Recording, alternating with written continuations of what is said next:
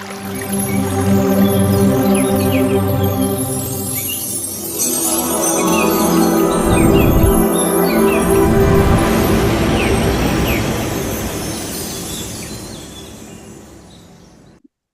ನಮ್ಮೆಲ್ಲರ ಗುರುಗಳಾದ ಡಾಕ್ಟರ್ ಬ್ರಹ್ಮಶ್ರೀ ಪಿತಾಮಹ ಸುಭಾಷ್ ಪತ್ರಿಜಿಯವರಿಗೆ ಹಾಗೂ ಸ್ವರ್ಣಮಾಲಾಮ್ಮನವರಿಗೆ ನನ್ನ ಕೋಟಿ ಕೋಟಿ ಸಾಷ್ಟಾಂಗ ನಮಸ್ಕಾರಗಳು.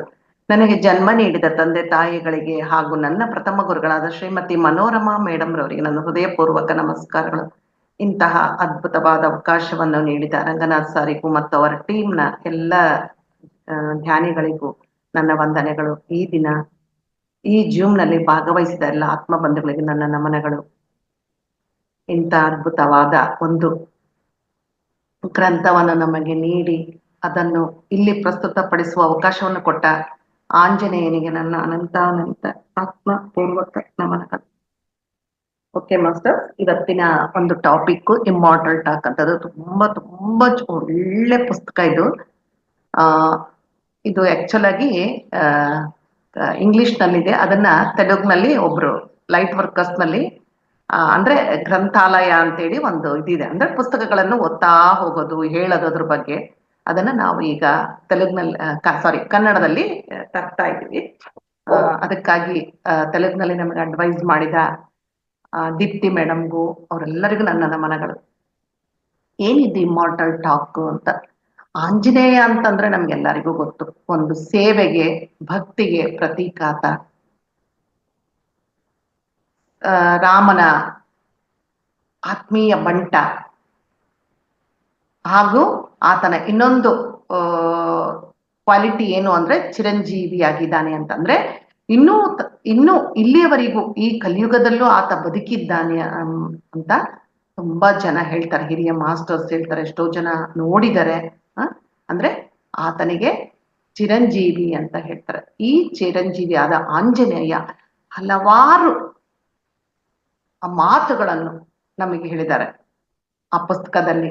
ಹೇಗಿರಬೇಕು ಮನುಷ್ಯ, ಮಾಯೆ ಅಂದ್ರೆ ಏನು, ಮಾಯೆ ಎಂಥದೇ ಮಾಯೆ ಆಗಿರ್ಬೋದು, ಆನಂದದ ಮಾಯೆ ಆಗಿರ್ಬೋದು, ದುಃಖದ ಮಾಯೆ ಆಗಿರ್ಬೋದು, ಕನಸುಗಳಂದ್ರೆ ಏನು, ಕರ್ಮ ಅಂದ್ರೆ ಏನು, ಆತ್ಮಜ್ಞಾನ ಅಂದ್ರೆ ಏನು, ಆತ್ಮಜ್ಞಾನದಿಂದ ಹೇಗೆ ಮುನ್ನಡೆಯಬೇಕು, ನಮ್ಮ ಪರ್ಪಸ್ ಆಫ್ ಲೈಫ್ ಏನು ಅಂತೇಳಿ ಹಲವಾರು ವಿಷಯಗಳ ಬಗ್ಗೆ ಒಂದು ಜ್ಞಾನವನ್ನು ಕೊಟ್ಟಿದ್ದಾರೆ.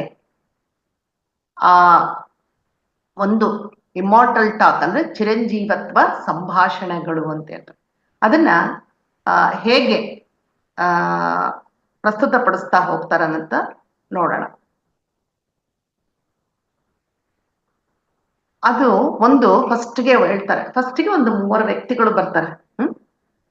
ಅನುದಾಸು, ಸ್ವಾಮೀಜಿ ಮತ್ತೆ ಇನ್ನೊಬ್ರು.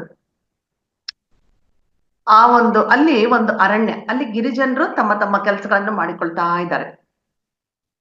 ಇದು ಇನ್ನೊಂದು ವಿಷಯ ನಿಮಗೆ ಹೇಳ್ತೀನಿ, ಇದನ್ನ ನಾವು ಕೇಳ್ಬೇಕಾರೆ ನೀವು ಊಹೆ ಮಾಡ್ಕೋಬೇಕು. ಅಂದ್ರೆ ಈಗ ಗಿರಿಜನರು ಅರಣ್ಯ ಅಂತ ಹೇಳಿದ್ರೆ ಅರಣ್ಯವ ದಟ್ಟವಾದ ಕಾಡು, ಅಲ್ಲಿ ಜನರಿದ್ರು, ಆ ತರ ಒಂದು ಇಮ್ಯಾಜಿನೇಷನ್ ಮಾಡ್ಕೊಂತ ಹೋದಾಗ ಏನಾಗುತ್ತೆ, ನಾವು ಆ ಒಂದು ಗ್ರಂಥದ ಆಳದಲ್ಲಿ, ಆ ವಿಷಯದ ಆಳದಲ್ಲಿ ಇಳಿತೀವಿ ಹಾಗೂ ಆಂಜನೇಯನ ಎನರ್ಜಿ ಜೊತೆ ಕನೆಕ್ಟ್ ಆಗ್ತೀವಿ. ತುಂಬಾ ಅಪರೂಪವಾದ ಗ್ರಂಥ ಇದು. ಓಕೆ,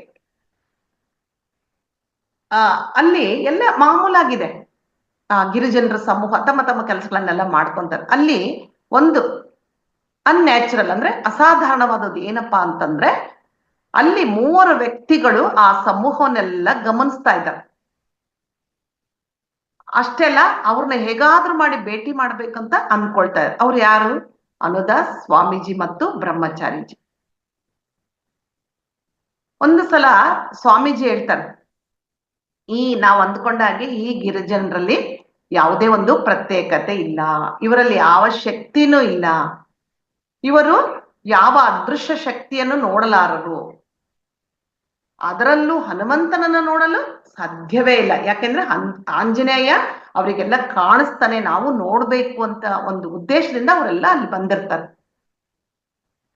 ಅವರು ಹೇಳ್ತಾರೆ, ನಾವು ಸುಮ್ಮನೆ ಗಮನಿಸ್ತಾ ಇದೀವಿ, ಇವ್ರನ್ನೆಲ್ಲ ಸುಮ್ಮನೆ ಸಮಯವನ್ನು ಹಾಳು ಮಾಡ್ತಾ ಇದೀವಿ ಅಂತ ಅನ್ಸುತ್ತೆ ಅಂತ ಅವರು ಹೇಳ್ತಾರೆ. ಯಾರು? ಬ್ರಹ್ಮಚಾರಿಜಿ ಹೇಳ್ತಾರೆ. ಇದನ್ನೆಲ್ಲ ಕೇಳ್ಬಿಟ್ಟು ಅನುದಾಸಿಗೆ ತುಂಬಾ ಈತನೇ ಇಲ್ಲಿ ಮೇನ್ ಕ್ಯಾರೆಕ್ಟರ್ ಅನುದಾಸ್ ಅಂತ. ಎಲ್ಲ ಹೆಸರುಗಳನ್ನು ನೀವು ಖಂಡಿತವಾಗಿ ನೆನ್ಪಿಟ್ಕೋಬೇಕು. ಒಂದು ಮುಗುಳ್ನಗ್ತ ಸ್ವಾಮೀಜಿ ನೋಡ್ತಾರೆ.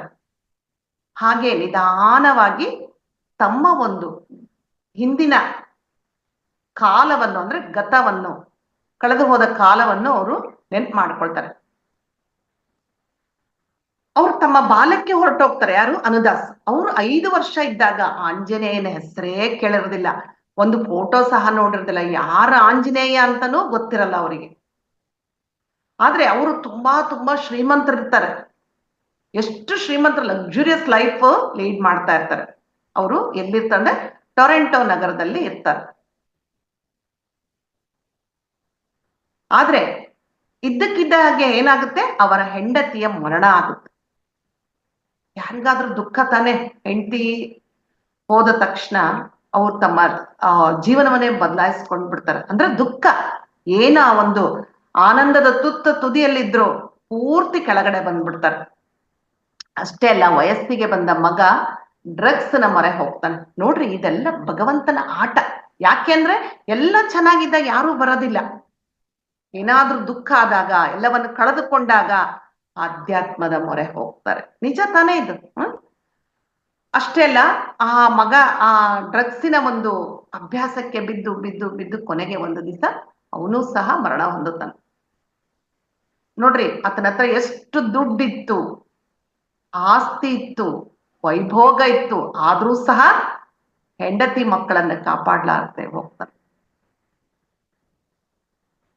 ಆಗ ಮಗನ ಅಂತ್ಯಕ್ರಿಯೆಯಲ್ಲಿ ಅನುದಾಸ ಏನ್ ಮಾಡ್ತಾನೆ, ತನ್ನ ದುಃಖ, ನೋವು, ಸಂಕಟ ಎಲ್ಲವನ್ನು ಆ ಚಿತೆಗೆ ಅರ್ಪಿಸ್ಬಿಡ್ತಾನೆ. ಇನ್ನೇನಿಲ್ಲ ಅವನ ಹತ್ರ ಕಳೆದುಕೊಳ್ಳಕ್ಕೆ. ಯಾಕೆ? ಎಷ್ಟೇ ದುಡ್ಡಿದ್ರೆ ಏನು ಮಾಡಕ್ಕಾಗಲ್ಲ. ಹೆಂಡತಿ ಹೋದ್ಲು, ಮಗ ಹೋದ, ಎಲ್ಲ ಹೋದ್ರು, ಇನ್ನೇನಿದೆ, ನಾನು ಯಾರಿಗೋಸ್ಕರ ಬದುಕಬೇಕು ಅನ್ನೋ ಒಂದು ನೋವು ಆತನನ್ನು ಕಾಡುತ್ತೆ.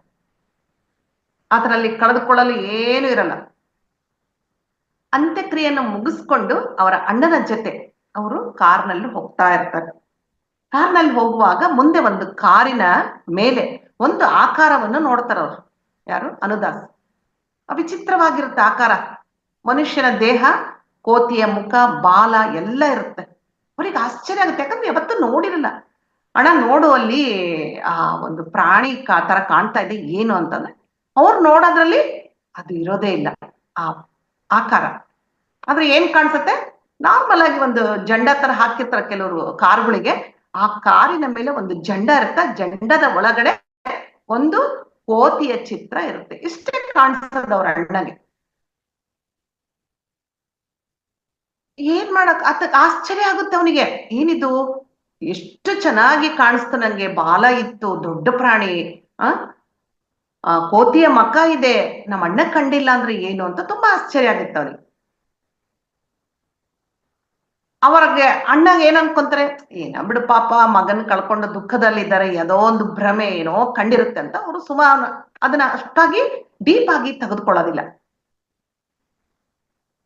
ಹೀಗೆ ಅಂದ್ರೆ ಆಂಜನೇಯ ಮೊದಲ ಬಾರಿಗೆ ಆ ಅನುದಾಸಿಗೆ ದರ್ಶನ ಕೊಟ್ಟಿರ್ತಾನೆ. ನಂತರ ಆ ಅನುದಾಸ ಏನ್ ಮಾಡ್ತಾನೆ, ತನ್ನ ಆಸ್ತಿ, ಐಶ್ವರ್ಯ, ಬಂಗ್ಲೆ, ಎಲ್ಲವನ್ನು ಅಲ್ಲೇ ಟೊರೊಂಟೊ ನಗರದಲ್ಲಿ ಬಿಟ್ಬಿಟ್ಟು ಇಂಡಿಯಾಗೆ ಬರ್ತಾನಂತ. ಅಲ್ಲಿ ಒಬ್ಬ ಸ್ವಾಮೀಜಿಯನ್ನು ಭೇಟಿ ಆಗ್ತಾನೆ. ಅವರೇ ಗುರುದೇವ ಅಂತ. ಅವ್ರಿಗೆ ಹತ್ರ ಹೋಗಿ ಎಲ್ಲ ವಿಷಯಗಳನ್ನೆಲ್ಲ ಹೇಳ್ಕೊಳ್ತಾನೆ. ಆ ಒಂದು ಕೋತಿಯ ಪ್ರಸಂಗ ಸಹ ಹೇಳ್ಕೊಂಡ್ರೆ ಚಿತ್ರ ಕಾಣಿಸಿರ್ತ ವ್ಯಕ್ತಿ. ಅವಾಗ ಆ ಗುರುದೇವ ಹೇಳ್ತಾರೆ, ಇಲ್ಲ, ನೀನು ನೋಡಿದ್ದು ಭ್ರಮೆ ಎಲ್ಲ, ಅಕ್ಷರ ಸಹ ಸತ್ಯ ಅದು. ನಾನು ಈ ಲೋಕದಲ್ಲಿರೋ ದೀನವಾದ ಆತ್ಮಗಳಿಗೆಲ್ಲ ಸ್ವಚ್ಛತೆಯನ್ನು ಕೊಡ್ತಾ ಇದ್ದೀನಿ. ನನ್ನ ಮೇಲೆ ಕೆಟ್ಟ ಶಕ್ತಿಗಳ ಪ್ರಭಾವ ಜಾಸ್ತಿ ಇರುತ್ತೆ. ಅಂತಹ ಕೆಟ್ಟ ಶಕ್ತಿಗಳಿಂದ ನನ್ನನ್ನು ಕಾಪಾಡಲು ಹನುಮಂತ ನನ್ನ ಜೊತೆಗೆ ಯಾವಾಗ್ಲೂ ಇರ್ತಾರೆ, ನನಗೆ ರಕ್ಷಣೆ ಕೊಡ್ತಾ ಇದ್ದಾರೆ ಅಂತೇಳಿ ಆ ಗುರುದೇವರು ಹೇಳ್ತಾರೆ. ಆದ್ರೆ ನಿನ್ನ ಮಗ ತೀರಿ ಹೋದ ತಕ್ಷಣ ನೀನು ಯಾವ ಒಂದು ಸ್ಥಿತಿಯಲ್ಲಿದ್ದಿ? ಶೂನ್ಯವಾದ ಸ್ಥಿತಿಯಲ್ಲಿದ್ದಿ, ಏನೂ ಇಲ್ಲ. ದುಃಖ, ನೋವು, ಸಂಕಟ, ಆನಂದ ಯಾವುದೂ ಇಲ್ಲ. ನಿನ್ನ ಮನಸ್ಸು ತುಂಬಾ ಶೂನ್ಯವಾಗಿತ್ತು, ಸ್ವಚ್ಛವಾಗಿತ್ತು. ಅದಕ್ಕೆ ನಿನಗೆ ಹನುಮಂತರವರ ದರ್ಶನವಾಗಿದೆ. ಇನ್ನು ಮುಂದೆ ನಿನ್ನ ಹೆಸರು ಅನುದಾಸ್, ಅಂದ್ರೆ ಹನುಮಂತನಿಗೆ ದಾಸ. ಅಂದ್ರೆ ಆ ಅಲ್ಲಿವರೆಗೂ ಅವ್ರಿಗೆ ಬೇರೆ ಹೆಸರು ಇರುತ್ತೆ, ಅದನ್ನ ಅವರಲ್ಲಿ ಪುಸ್ತಕದಲ್ಲಿ ಕೊಟ್ಟಿಲ್ಲ. ಅಂದ್ರೆ ಗುರುದೇವರನ್ನು ಭೇಟಿ ಮಾಡಿ ಅವ್ರದ್ದೆಲ್ಲ ವೃತ್ತಾಂತ ಹೇಳಿದ ಮೇಲೆ ಅನುದಾಸರಾಗಿ ಅವರು ಮಾರ್ಪಾಡುವಂತಾರೆ. ಆತನಿಗೆ ಒಂದು ಜನ್ಮವನ್ನು ಆ ಗುರುದೇವರು ಕೊಡ್ತಾರೆ.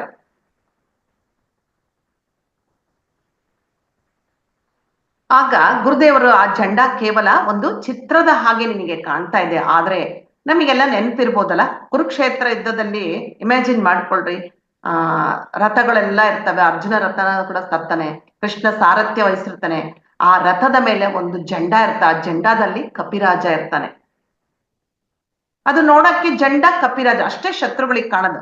ಆದ್ರೆ ಅವ್ರು ಹೇಳ್ತಾರೆ, ಅಲ್ಲಿ ಸಾಕ್ಷಾತ್ ಹನುಮಂತನೇ ಇದ್ದು ಪಾಂಡವರನ್ನು ರಕ್ಷಣೆ ಮಾಡ್ತಾ ಇದ್ದಾನೆ, ಅವರಲ್ಲಿ ಧೈರ್ಯ ತುಂಬಿದ್ದಾನೆ, ಆತ್ಮವಿಶ್ವಾಸ ತುಂಬಿದ್ದಾನೆ ಅಂತ ಹೇಳ್ತಾರೆ.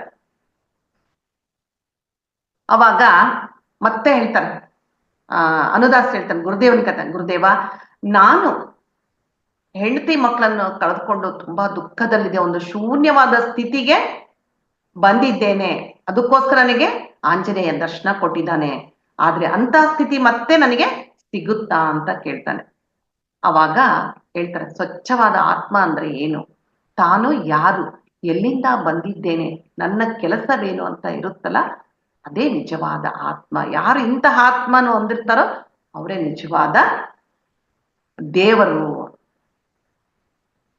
ಆಗ ಮತ್ತೆ ಹೇಳ್ತಾರೆ ಗುರುದೇವ, ಅನುದಾಸ ನಿನಗೆ ನಿನ್ನ ಪರ್ಪಸ್ ಆಫ್ ಲೈಫ್ ಏನು ಅಂತ ಗೊತ್ತಿದೆ, ಅದಕ್ಕೋಸ್ಕರ ಅನುದಾಸ್ ಹೇಳ್ತಾನೆ, ನನ್ನ ಜೀವನವ ನಿಮ್ಮ ಸೇವೆ ಮಾಡ್ತಾ ಕಳಿತೇನೆ ಅಂತ ಆಗ ಗುರುದೇವ ಮತ್ತೆ ಹೇಳ್ತಾರೆ, ಈ ಸಮಾಧಾನ ನಿನ್ನ ಆತ್ಮದಿಂದ ಬಂದಿಲ್ಲ, ನಿನ್ನ ಆಲೋಚನೆಯಿಂದ ಬಂದಿದೆ. ಇಷ್ಟು ದಿನ ನೀನು ಪ್ರಾಪಂಚಿಕ ಸುಖಗಳಲ್ಲಿದ್ದೆ, ಈಗ ಶಾಂತಿಗಾಗಿ ಆಧ್ಯಾತ್ಮಿಕತೆ ಎನ್ನುವ ಹೆಸರಿನಲ್ಲಿ ನಿನ್ನನ್ನು ನೀನು ವಂಚಿಸಿಕೊಳ್ತಾ ಇದೀಯಾ. ನಿನ್ನ ಸ್ಥಾನ ಇದಲ್ಲ, ನಿನ್ನ ಆತ್ಮಕ್ಕೆ ಅದರ ಗುರಿ ಏನು ಅಂತ ಗೊತ್ತು, ಎಲ್ಲಿಗೆ ಹೋಗ್ಬೇಕು ಅಂತ ಅನ್ವೇಷಣೆ ಮಾಡು ಅಂತ ಹೇಳ್ತಾರೆ. ಈ ಗುರುದೇವರ ಮಾತುಗಳನ್ನು ಕೇಳಿ ಅನುದಾಸನಿಗೆ ಕಪಾಳಕ್ಕೆ ಹೊಡೆದ ಹಾಗಾಗುತ್ತೆ, ತುಂಬಾ ದುಃಖ ಉಂಟಾಗುತ್ತೆ. ಇಷ್ಟೆಲ್ಲಾ ನೋಡಿದ್ರು ಗುರುದೇವರಲ್ಲಿ ಯಾವ ಚಲನೆಯೂ ಉಂಟಾಗೋದಿಲ್ಲ. ಯಾಕೆ? ಮನಸ್ಸು ಪಕ್ವಾಗ್ಬೇಕು, ದುಃಖವನ್ನು ಭರಿಸ್ಬೇಕು. ಆ ನೋವು ಸಂಕಟಗಳಲ್ಲಿ ಒಂದು ಅದ್ಭುತವಾದ ಜ್ಞಾನ ಉದಯ ಆಗುತ್ತೆ, ಆತ್ಮಶಕ್ತಿ ಬೆಳಕಿಗೆ ಬರುತ್ತೆ. ಆವಾಗ ಆತ್ಮಕ್ಕೆ ನಾನು ಯಾರು, ಎಲ್ಲಿಂದ ಬಂದೆ, ಏನ್ ಮಾಡ್ಬೇಕು, ನನ್ನ ಪರ್ಪಸ್ ಆಫ್ ಲೈಫ್ ಅನ್ನೋ ಒಂದು ಸತ್ಯ ಗೋಚರ ಆಗುತ್ತೆ. ನಂತರ ಅನುದಾಸನಿಗೆ ಅಳ್ತಾ ಇರ್ತಾನೆ, ತನ್ನಲ್ಲಿರುವ ಮಾಯೆ ಎಲ್ಲ ಕಣ್ಣೀರ ರೂಪದಲ್ಲಿ ಹೊರ ಹೋಗ್ತಾ ಇದೆ ಅಂತ ಅನ್ಕೊಳ್ತಾನೆ. ಸಾಕಷ್ಟು ಅತ್ತ ಮೇಲೆ ಅನುದಾಸನಿಗೆ ಮನಸ್ಸು ಸ್ವಲ್ಪ ತಹಬದಿಗೆ ಬರುತ್ತೆ. ಹಾಗೆಯೇ ಗುರುದೇವರನ್ನು ನೋಡ್ತಾ ಇರ್ತಾನೆ. ಆವಾಗ ಮತ್ತೆ ಗುರುದೇವರು ಹೇಳ್ತಾರೆ, ಬಲಹೀನವಾದ ಅಳುತ್ತಾ ಇರುವ ಶರೀರ ನೀನಲ್ಲ ಅನುದಾಸ್, ಇದು ಮನಸ್ಸು, ಇದು ಮನಸ್ಸು. ನಿನ್ನಲ್ಲಿ ಎಷ್ಟೋ ಶಕ್ತಿಯುತವಾದ ಆತ್ಮ ಇದೆ. ಆ ಆತ್ಮವನ್ನು ಸಾಕ್ಷಾತ್ ಆಂಜನೇಯ ನಿರ್ದೇಶಿಸ್ತಾ ಇದ್ದಾನೆ. ನಾವು ಅಷ್ಟೇ ಅಲ್ಲ, ಈ ಧ್ಯಾನಕ್ಕೆ ಬರಕ್ಕಿಂತ ಮುಂಚೆ ಅಳು, ದುಃಖ, ಅಸಹಾಯಕತೆ, ಅಧೈರ್ಯ ಎಲ್ಲದರಲ್ಲಿ ಸಿಲ್ಕೊಂಡಿದ್ವಲ್ಲ. ಅಳ್ತಾ ಇದ್ವಿ, ಚಿಕ್ಕ ಚಿಕ್ಕ ವಿಷಯಕ್ಕೆ ಅಳ್ತಾ ಇದ್ವಿ. ಆದ್ರೆ ಈಗ ಧ್ಯಾನಕ್ಕೆ ಬಂದ ಮೇಲೆ ಎಷ್ಟೊಂದು ಶಕ್ತಿ, ಆತ್ಮಸ್ಥೈರ್ಯ, ಆತ್ಮವಿಶ್ವಾಸ, ಧೈರ್ಯ ಎಲ್ಲ ಬಂದಿದೆಯಲ್ಲ. ಅದೇ ಆತ್ಮದ ಶಕ್ತಿ ಅಂದ್ರೆ ಅದೇ ಧ್ಯಾನ ಅಂದ್ರೆ ಮತ್ತೇನಿಲ್ಲ, ನಮ್ಮ ಆತ್ಮದ ಒಂದು ಶಕ್ತಿಯನ್ನು ಬೆಳೆಸ್ತಾ ಹೋಗುದು, ಆತ್ಮದ ಪುರೋಗಮನವನ್ನು ಮಾಡುವುದು, ಆತ್ಮ ಸಾಕ್ಷಾತ್ಕಾರವನ್ನು ಮಾಡಿಕೊಳ್ಳುವುದು. ಆವಾಗ ಮತ್ತೆ ಗುರುದೇವ ಹೇಳ್ತಾರೆ, ನೀನೆಲ್ಲ ಅಳೋದೆಲ್ಲ ನಿಲ್ಲಿಸ್ಬಿಡು. ಆಂಜನೇಯ ನಿನಗೆ ದರ್ಶನ ಕೊಟ್ಟಿದ್ದಾನೆ ಅಂದ್ರೆ ಸಾಮಾನ್ಯವಾದ ವಿಷಯ ಅಲ್ಲ, ಯಾವುದೋ ಒಂದು ಮಹತ್ತರವಾದ ಉದ್ದೇಶದಿಂದ ಕೊಟ್ಟಿದ್ದಾನೆ. ನಿನ್ನ ಲಕ್ಷ್ಯವೇನು ಅಂತ ತಿಳ್ಕೊ. ನೀನು ಮುಂದಕ್ಕೆ ಹೋಗು, ನಿನ್ನ ಗುರಿ ಏನಂತ ನೀನು ತಿಳಿದುಕೋ, ಯಾವ ಉದ್ದೇಶಕ್ಕಾಗಿ ನೀನು ಬಂದಿದ್ದೀಯಾ, ಎಲ್ಲಿಗೆ ಹೋಗ್ಬೇಕು ಅಂತ ಎಲ್ಲ ನೀನು ತಿಳ್ಕೋತಾ ಹೋಗುವ. ಆಗ ಮತ್ತೆ ಈ ಮಾತುಗಳನ್ನು ಹೇಳುವಾಗ ಅನುದಾಸ ಗುರುದೇವರನ್ನು ನೋಡ್ತಾನೇ ಇರ್ತಾನೆ.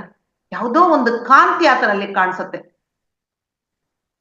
ಆ ನೋಡ್ತಾ ನೋಡ್ತಾ ಇರ್ಬೇಕಾರೆ ಆತನಿಗೆ ಸಡನ್ ಆಗಿ ನನ್ನ ಲಕ್ಷ್ಯವೇನು ಅಂತ ಗೊತ್ತ ಸರಿ ಅಂತೇಳಿ ನಂತರ ಆ ಗುರುದೇವರ ಆಶ್ರಮವನ್ನು ಬಿಟ್ಟು ಬಂದು ಗೊತ್ತಿಲ್ಲದ ಗುರಿಯ ಕಡೆಗೆ ಅನುದಾಸ ಸಾಕ್ತಾನೆ.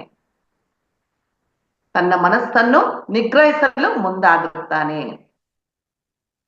ಆತನ ಆತ್ಮ ಎಚ್ಚರ ಸ್ಥಿತಿಯಲ್ಲಿ ಇರುತ್ತೆ. ಈ ಎಚ್ಚೆತ್ತ ಆತ್ಮಸ್ಥಿತಿಯಿಂದ ದೇಶವನ್ನೆಲ್ಲ ಸುತ್ತಾಡಲು ನಿರ್ಧಾರ ಮಾಡ್ತಾನೆ.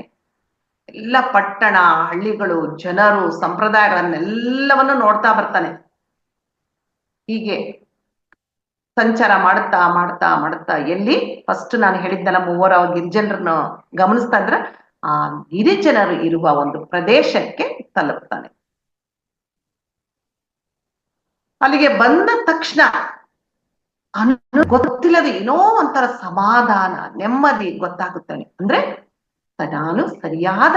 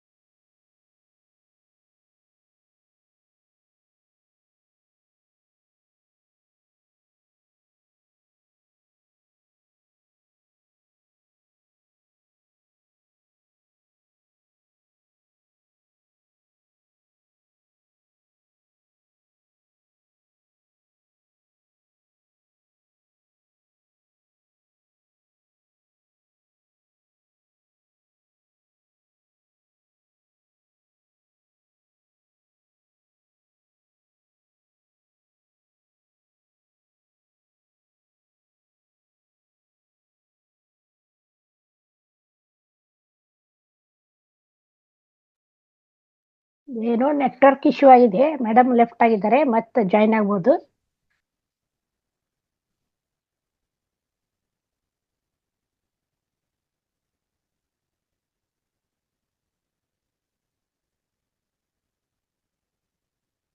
ಮೇಡಮ್ ಅನ್ಮ್ಯೂಟ್ ಮಾಡ್ಕೊಳ್ಳಿ ಮೇಡಮ್.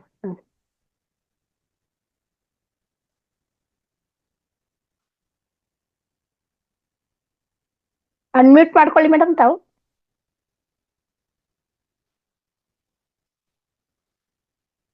ಯಾಕಾಯ್ತದು? ಅದೇ ಸಡನ್ ಆಗಿ ಲೆಫ್ಟ್ ಆಯ್ತು. ಹೌದು ಮೇಡಮ್, ಸೌಂಡ್ ಹೋಗ್ಬಿಡ್ತು. ಹಾ ಕೇಳ್ತಾ ಇದ್ ಮೇಡಮ್. ಈಗ ಕೇಳಿಸ್ತಾ ಇದೆನಾ? ಹಾ ಕೇಳ್ತಾ ಇದೆ ಮೇಡಮ್, ಮಾತಾಡಿ.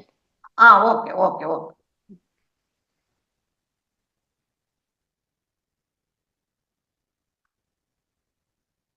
ಆಗ ಅವ್ರನ್ನ ಮಾತಾಡ್ಸಕ್ ಹೋದಾಗ ಅವಾಗ ಏನಾಗುತ್ತೆ, ಇದ್ದಕ್ಕಿದ್ದ ಹಾಗೆ ಅವರಿಗೆ ಕೋಪ ಬಂದು ಅವರು ಏನೇನೋ ಮಾತಾಡ್ತಾರ.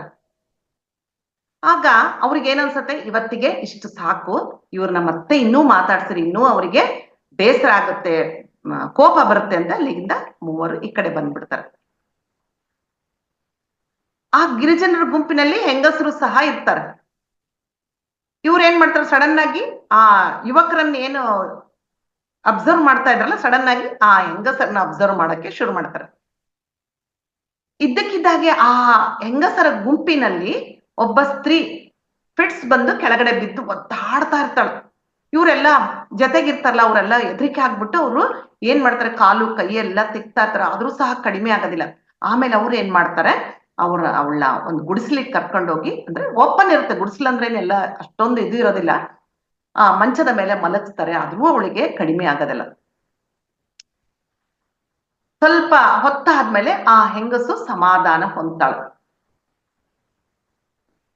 ಆ ಸಮಾಧಾನ ಹೊಂದಿದ ಸ್ಥಿತಿಯಲ್ಲಿ ಆಕೆಯ ಮಂಚದ ಹತ್ರ ಮೂವರು, ಅಂದ್ರೆ ಮೂರು ಕಾಂತಿಯ ಬೆಳಕುಗಳು ಕಾಣಿಸ್ತವರಿಗೆ.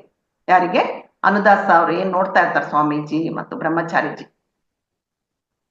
ಏನಿದು ಆಕಾರಗಳು, ಇವೆಲ್ಲಿಂದ ಬಂದ್ವು, ಯಾರು ಇವ್ರು ಅಂತೇಳಿ ಅನುದಾಸನಿಗೆ ಆಶ್ಚರ್ಯ ಆಗುತ್ತೆ. ಸ್ವಲ್ಪ ಸಮಯ ಆದ ತಕ್ಷಣ ಆ ಆಕಾರಗಳೆಲ್ಲ ಮಾಯ ಆಗ್ಬಿಡುತ್ತೆ. ಆಮೇಲೆ ಇದನ್ನ ನೋಡ್ಬಿಟ್ಟು ಅನುದಾಸ ಏನ್ ಮಾಡ್ತಾನೆ, ಬ್ರಹ್ಮಚಾರಿಜಿಗೆ ಹೇಳ್ತಾನೆ. ಆದ್ರೆ ಅಷ್ಟರಲ್ಲಿ ಆ ಹೆಂಗ್ಸು ಏನ್ ಮಲ್ಕೊಂಡಿರ್ತಾಳ, ಹುಷಾರಾಗ್ತಾಳ, ಅವಳು ಎದ್ದು ಬಿಟ್ರು ಎದುರಿಗೆ ಯಾರಿದಾರೋ ಗೊತ್ತಿಲ್ಲ. ಆಂಜನೇಯ ಅಂದ್ರೆ ಆ ಆಕಾರಕ್ಕೆ ನಮಸ್ಕಾರ ಮಾಡಿ ದೀರ್ಘದಂಡ ನಮಸ್ಕಾರ ಮಾಡ್ತಾಳ. ಆಗ ಅನುದಾಸನಿಗೆ ಅರ್ಥ ಆಗುತ್ತೆ, ಓಹೋ ಆ ಹೆಂಗಸಿಗೆ ಕಂಡಿರೋದು ಆಂಜನೇಯ ಸ್ವಾಮಿನೇ, ಖಂಡಿತ ನಾನು ಸರಿಯಾದ ಜಾಗಕ್ಕೆ ಬಂದಿದ್ದೇನೆ. ಆಕೆ ಆಂಜನೇಯನ ಜೊತೆಗೆ ಮಾತಾಡ್ತಾ ಇದ್ದಾಳೆ. ನನ್ನ ಆತ್ಮ ಎಲ್ಲಿಗೆ ಹೋಗಬೇಕೆಂದು ನಿರ್ದೇಶಿಸಿದ್ರೆ ಕರೆಕ್ಟ್ ಆಗಿ ಅಲ್ಲಿಗೆ ಬಂದು ನಾನು ಸೇರಿದ್ದೇನೆ ಅಂತ ಅವನಿಗೆ ತುಂಬಾ ತುಂಬಾ ಸಂತೋಷ ಆಗುತ್ತೆ. ಅಷ್ಟೇ ಅಲ್ಲ, ಅವನು ಅನ್ಕೊಂತಾನೆ, ಈ ಗಿರಿಜನರಲ್ಲಿ ಯಾವುದೋ ಒಂದು ಅದೃಶ್ಯ ಶಕ್ತಿ ಇದೆ, ಇವರು ಹನುಮಂತನನ್ನು ನೋಡಬಲ್ಲರು ಅನ್ನೋ ವಿಶ್ವಾಸ ಅನುದಾಸನಿಗೆ ಬರುತ್ತೆ. ನಂತರ ಇನ್ನಿನ್ನ ಒಂದ್ ಸ್ವಲ್ಪ ಸುಳಿವು ಗೊತ್ತಾಯ್ತಲ್ಲ, ಇನ್ನೂ ಹೆಚ್ಚಾಗಿ ಅವ್ರನ್ನ ಅಬ್ಸರ್ವ್ ಮಾಡಕ್ಕೆ ಶುರು ಮಾಡ್ತಾರೆ. ಈ ಗಿರಿಜನರು ಏನ್ ಮಾಡ್ತಾ ಇದ್ರು ಅಂದ್ರೆ, ತಮಗೆ ಯಾವ್ದಾವ್ದು ಒಂದು ಜ್ಞಾನ ಸಿಗ್ತಾ ಇರುತ್ತೋ ಅದನ್ನ ಚಿಹ್ನೆಗಳ ಅಂದ್ರೆ ಸಿಗ್ನಲ್ಸ್, ಚಿಹ್ನೆಗಳ ರೂಪದಲ್ಲಿ ಭದ್ರಪಡಿಸ್ತಾ ಇರ್ತಾರೆ. ನಂತರ ಆ ಚಿಹ್ನೆಗಳನ್ನು ಸಂಕೇತಗಳ ರೂಪದಲ್ಲಿ ಒಂದು ಮಡಕೆಗಳ ಮೇಲೆ, ಗುಡಿಸಲುಗಳ ಮೇಲೆ ಎಲ್ಲ ಚಿತ್ರಗಳು ಬಿಡಿಸ್ತಾ ಇರ್ತಾರವ್ರು. ಹಾಗೆ ಅವ್ರು ನೋಡಿದ್ರೆ ಯಾರಿಗೂ ಏನೋ ಒಂದು ಫಿಗರ್ಸ್ ಅಂತ ಗೊತ್ತಾಗ್ತದೆ. ಇವ್ರು ಏನ್ ಮಾಡ್ತಾರ, ಅನುದಾಸು ಅವ್ರಿಗೆ ಸ್ವಲ್ಪ ಜ್ಞಾನ ಇರುತ್ತಲ್ಲ, ಆ ಚಿತ್ರಗಳನ್ನೆಲ್ಲ ಶೇಖರಿಸಿ ಅವನ್ನೆಲ್ಲ ಡಿಕೋಡ್ ಮಾಡಿ ಆಗ ಅವರಿಗೆ ಅರ್ಥ ಆಗುತ್ತೆ. ಏನ್ ಅರ್ಥ ಆಗುತ್ತೆ, ಆ ಎಲ್ಲ ಚಿತ್ರಗಳ ಸಂಕೇತಗಳ ಸಾರಾಂಶ ಇಷ್ಟೇ. 41 ವರ್ಷಗಳಿಗೆ ಒಂದು ಸಲ ಆಂಜನೇಯ ಇವರಿಗೆ ಕಾಣಿಸ್ಕೊಳ್ತಾನೆ. ಅಷ್ಟೇ ಅಲ್ಲ, ಕಾಣಿಸ್ಕೊಂಡು ಇವರಿಗೆ ಒಂದು ಬೋಧನೆಯನ್ನು, ಜ್ಞಾನವನ್ನು ಕೊಟ್ಟು ಹೋಗ್ತಾನೆ. ಅಂತ ಮಹಾನುಭಾವರನ್ನು ನೋಡ್ಬೇಕಂದ್ರೆ ಎಷ್ಟು ಪುಣ್ಯ ಮಾಡಿರ್ಬೇಕು. ಅಷ್ಟೇ ಅಲ್ಲ, ಅವರ ಜ್ಞಾನವನ್ನು ತೆಗೆದುಕೊಳ್ಳುವ ಅದೃಷ್ಟಶಾಲಿಗಳು ಆ ಗಿರಿಜನರು. ಇದನ್ನೆಲ್ಲ ಡಿಕೋಡ್ ಮಾಡಿ ಏನು ಒಂದು ವಿಷಯ ತಿಳ್ಕೊಂತಾನೆ ಅನುದಾಸನಿಗೆ ಹಿಡಿಸಲಾರ್ದಷ್ಟು ಸಂತೋಷ ಆಗ್ಬಿಡುತ್ತೆ. ನಾನು ಒಳ್ಳೆ ಕಡೆ ಬಂದು ಸೇರಿದ್ದೇನೆ, ಒಳ್ಳೆ ಗಮ್ಯವನ್ನು ಸೇರಿಕೊಂಡಿದ್ದೇನೆ ಅಂತ ಅಂದ್ಕೊಳ್ತಾನೆ. ಇನ್ನು ನನ್ನ ಕೆಲಸವೇನು, ನನ್ನ ಆತ್ಮ ನನ್ನನ್ನು ಇಲ್ಲಿಗೆ ಏಕೆ ಕರೆದುಕೊಂಡು ಬಂದಿದೆ, ನನ್ನ ಗುರಿ ಏನು, ಈ ಗಿರಿಜನರ ಜೊತೆ ನನಗಿರುವ ಅಟ್ಯಾಚ್ಮೆಂಟ್ ಏನು ಎನ್ನುವ ಪ್ರಶ್ನೆಗಳು ಅನುದಾಸ್ನಲ್ಲಿ ಮೂಡ್ತಾ ಇರುತ್ತೆ. ಮತ್ತೆ ನಿಜವಾಗ್ಲೂ ಹನುಮಂತ ಕಾಣಿಸ್ತಾನೆ ಗಿರಿಜನರಿಗೆ, ಮತ್ತು ಇವರಿಗೂ ಮತ್ತು ಹನುಮಂತನಿಗಿರುವ ಸಂಬಂಧ ಏನು ಅಂತ ಯೋಚಿಸ್ತಾ ಇರ್ತಾನೆ. ಹನುಮಂತ ಇವರಿಗೆ ಯಾವ ತರ ಜ್ಞಾನ ಬೋಧನೆ ಮಾಡ್ತಾನೆ ಅಂತ ಅದು ಸಹ ಅವನಿಗೆ ತುಂಬಾ ಕುತೂಹಲ ಆಗುತ್ತೆ. ಯಾವಾಗ 41 ವರ್ಷಕ್ಕೆ ಒಂದು ಸಲ ಈ ಗಿರಿಜನರಿಗೆ ಆಂಜನೇಯ ಕಾಣಿಸ್ಕೊಳ್ತಾನೆ ಅನ್ನೋ ವಿಷಯ ಕೇಳಿದನೋ, ಆತನ ಮನಸ್ಸು ಆನಂದದಿಂದ ತುಂಬಿ ತುಂಬಿ ತುಂಬಿ ತುಳುಕ್ತಾ ಇರ್ತಾರೆ. ಮನಸ್ಸು ಹುಚ್ಚೆದ್ದು ಕುಣಿಯುತ್ತೆ ಅಂತಲ್ಲ, ಆತರ ಕುಣಿತಾ ಇರ್ತಾನೆ. ಎಲ್ಲಿ ನಿಲ್ಲಕ್ಕಾಗಲ್ಲ, ಕೂಡಕ್ಕಾಗಲ್ಲ. ಮನಸ್ಸಿನ ತುಂಬಾ ಸಂತೋಷ ಸಂತೋಷ ಸಂತೋಷ. ದೈವ ನಮ್ಮ ಕಣ್ಣ ಮುಂದೆ ಬಂದು ನಿಲ್ಲುತ್ತೆ ಅಂದ್ರೆ ಯಾರಿಗೆ ಸಂತೋಷ ಆಗಲ್ಲ. ಅವತ್ತಿಂದ ಅನುದಾಸ ಆಂಜನೇಯ ಯಾವ ರೂಪದಲ್ಲಿ ಬರ್ತಾನೆ, ಹೇಗೆ ದರ್ಶನ ಕೊಡ್ತಾನೆ, ಎಷ್ಟೊತ್ತಿರ್ತಾನೆ, ಯಾವ ತರ ಜ್ಞಾನ ಬೋಧನೆ ಮಾಡ್ತಾ ಅನ್ನುವ ವಿಷಯಗಳೇ ತುಂಬಾ ಕಾಡ್ತಾ ಇರುತ್ತೆ.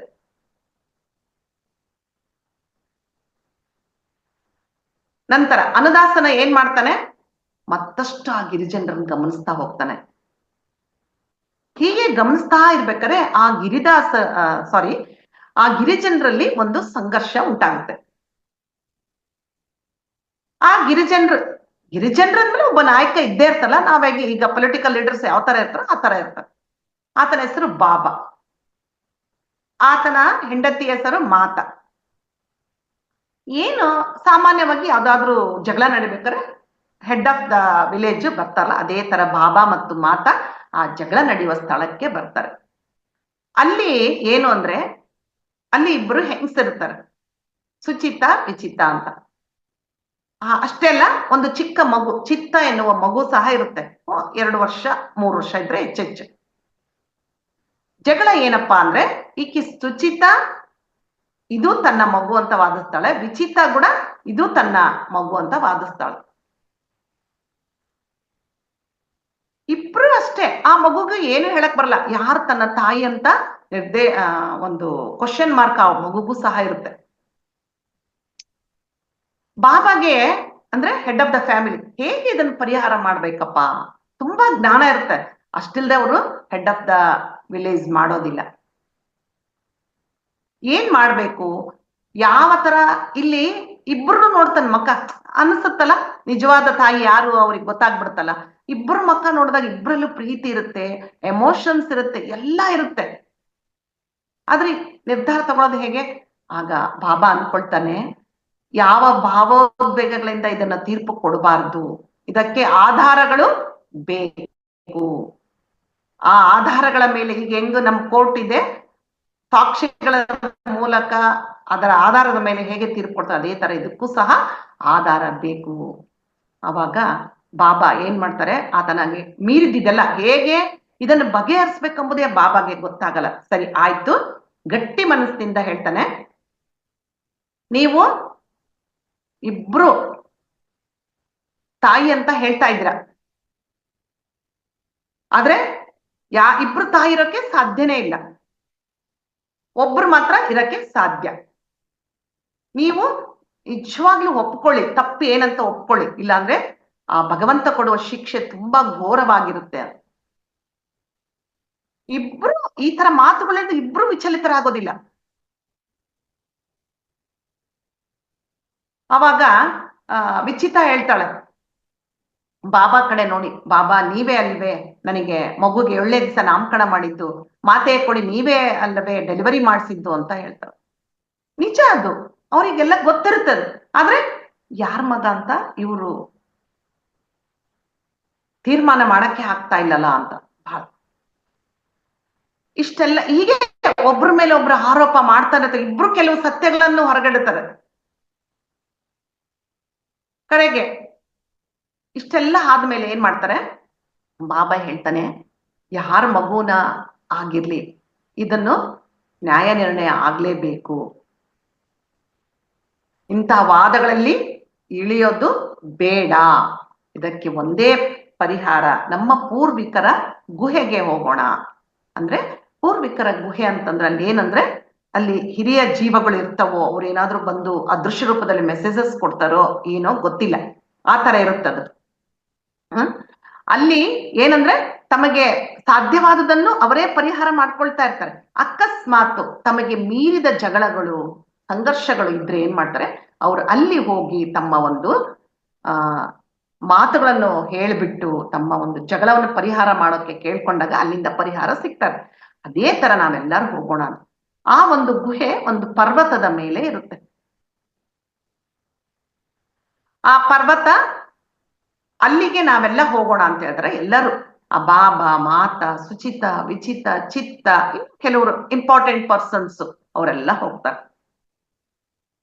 ಆದ್ರೆ ಅಲ್ಲಿ ಹೋದಾಗ ಅಲ್ಲಿ ಮೇಲೆ ಪರ್ವತ ಹತ್ತಬೇಕಂದ್ರೆ ಯಾವ ತರ ಇರುತ್ತೆ ಅಂತಂದ್ರೆ, ಹಗ್ಗ ನಾರ್ಮಲ್ ಆಗಿ ನೋಡ್ತೀವಲ್ಲ ನಾವು, ಮೇಲೆ ಹುಕ್ ಹಾಕ್ಬಿಟ್ಟು ಹಗ್ಗದಿಂದ ಮೇಲೆ ಹೇಳ್ತಾರಲ್ಲ, ಆ ತರ ಹಗ್ಗಗಳನ್ನು ಆಲ್ರೆಡಿ ರೆಡಿ ಆಗಿಟ್ಟಿರ್ತಾರೆ. ಎಲ್ಲರೂ ಆ ಹಗ್ಗದ ಸಹಾಯದಿಂದ ಮೇಲತ್ತಿ ಹೋಗ್ಬೇಕು, ಆ ಗುಹೆಗೆ ಹೋಗ್ಬೇಕಂದ್ರೆ. ಈ ತರ ಎಲ್ಲ ಹೋಗ್ತಾ ಇರ್ಬೇಕು. ಫಸ್ಟ್ ಬಾಬಾ ಹೋಗ್ತಾರೆ. ಬಾಬಾ ಹೋಗ್ಬೇಕಾರೆ ಏನಾಗುತ್ತೆ, ತುಂಬಾ ಅದು ಜಾರ್ತಾ ಇರುತ್ತೆ ಹಗ್ಗ, ಏನ್ ಮಾಡ್ಬೇಕಂತ ಗೊತ್ತಾಗಲ್ಲ. ಕೆಲವು ಸಲ ಹಗ್ಗ ಹಿಂಗ್ ಮಿಸ್ ಆಗ್ತಾ ಇರ್ತಾರೆ. ಸಡನ್ ಆಗಿ ಒಂದು ಅವರಿಗೆ ಹಗ್ಗ ಸಿಗುತ್ತೆ, ಅದನ್ನ ಹಿಡ್ಕೊಂಡ್ತಾರೆ, ಮೇಲೆ ಹೋಗ್ತಾರೆ. ಅವಾಗ ಮೇಲೆ ಹೋದ್ಮೇಲೆ ಅವರಿಗೆ ಒಂದು ಫೀಲ್ ಆಗುತ್ತೆ, ಏನು ಅಂತಂದ್ರೆ ಆ ಹಗ್ಗ ಹಾರ್ಡ್ ಆಗಿರೋದಿಲ್ಲ. ಸಾಮಾನ್ಯವಾಗಿ ಹಗ್ಗ ಹಾರ್ಡ್ ಆಗಿರುತ್ತೆ, ಅಂದ್ರೆ ಗಟ್ಟಿಯಾಗಿರುತ್ತೆ. ಆದ್ರೆ ಆ ಹಗ್ಗ, ಅವರು ಹಿಡಿದುಕೊಂಡ ಹಗ್ಗ ತುಂಬಾ ತುಂಬಾ ಮೃದುವಾಗಿತ್ತು. ಬಾಬಾಗೆ ಏನಿದು ಅಂತ ಅರ್ಥನೇ ಆಗೋದಿಲ್ಲ, ಇದು ಹೇಗೆ ಸಾಧ್ಯ? ಮತ್ತೆ ಆ ಹಗ್ಗನ ಹಿಡ್ಕೊಂಡು ಮೇಲೆ ಹೋಗ್ತಾರೆ. ನಂತರ ಆ ಹಗ್ಗ ಹಿಡ್ಕೊಂಡು ಮೇಲೆ ಹೋದಾಗ ಹಗ್ಗದ ಒಂದು ತುದಿ ಅಂತೂ ಇರ್ಲೇಬೇಕಲ್ಲ, ಆ ತುದಿ ಎಲ್ಲಿದೆ ಅಂತ ನೋಡಿದಾಗ ಅಲ್ಲಿ ಒಂದು ಕಾಂತಿಯ ರೂಪ ಕಾಣಿಸುತ್ತೆ. ಯಾರಿಗೆ? ಬಾಬಾಗೆ, ಅಂದ್ರೆ ಗಿರಿಜನರ ನಾಯಕನಿಗೆ. ಅದು ನೋಡಿದ ಮೇಲೆ ಬಾಬಾಗೆ ಜ್ಞಾನ ಒಂಥರ ಏನೋ ಬೆಳಕು ಚೆಲ್ತೇವೆ. ಓಹೋ, ಇದು ಆಂಜನೇಯನ ಬಾಲ. ನೋಡಿ, ನಾವು ಕತೆಗಳಲ್ಲಿ ಕೇಳಿದ್ವಲ್ಲ, ಮೈ ರೋಮಾಂಚನ ಆಗುತ್ತೆ ಇದನ್ನೆಲ್ಲ ಕೇಳ್ತಾ ಇದ್ರೆ. ಆಂಜನೇಯ ಬಾಲನ್ ಬಗ್ಗೆ ತುಂಬಾ ಕೇಳಿವಲ್ಲ, ಲಂಕೆನೆಲ್ಲ ಸುಡ್ತಾನೆ, ಬಾಲನ್ನ ಒಂದು ಸೀಟ್ ತರ ಮಾಡ್ಕೊಂಡು ರಾವಣಾಸುರನ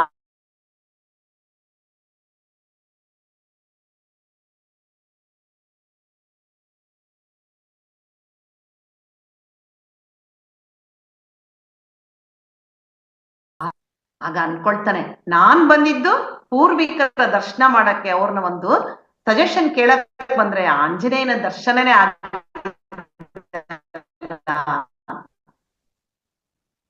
ಬಾಬಾಗೆ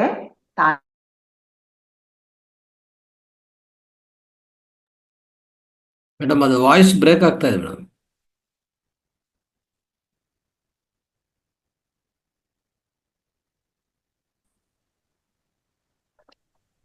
ಅದು ವಾಯ್ಸ್ ಇನ್ನೂ ಸ್ವಲ್ಪ ಇಂಟರ್ನೆಟ್ ಪ್ರಾಬ್ಲಮ್ ಇದೆ. ಅದೇ ವಾಯ್ಸ್ ಮೊಬೈಲ್ ಇಂದ ಕನೆಕ್ಟ್ ಮಾಡ್ಕೋಬಹುದು, ಇಲ್ಲಾಂದ್ರೆ ಈಗ ಸರ್ ಈಗ ಓಕೆ. Okay,